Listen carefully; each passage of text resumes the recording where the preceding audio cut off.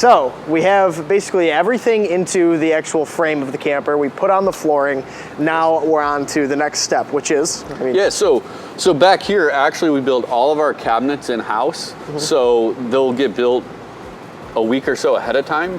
And then they will take all the finished cabinets and set them on the floor after the linoleum's laid. So as you can see over here, the linoleum is all one piece.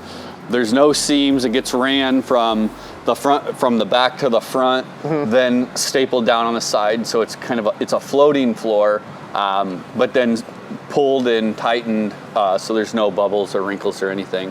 And then all the cabinetry will get set on that before there's walls or anything like that, so they can set the cabinets in the right spot. And it makes it easier to maneuver around where the big wardrobes and lav bases and kitchen bases need to go. So one thing here is you'll see on our bed base, it's also aluminum.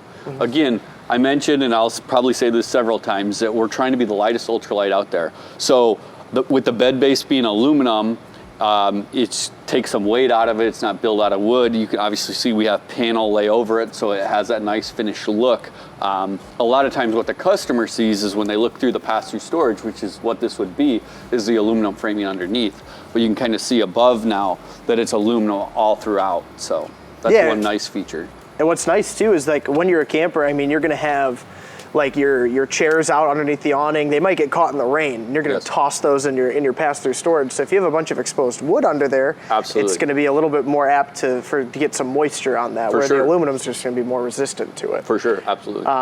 So going from basically all of this cabinetry, the framing and everything, are we gonna now move into the sidewalls? Yes, so as they continue to set the cabinets and get the water lines where they need to be, then they will set the sidewalls, the front cage, and just manufacture it from there.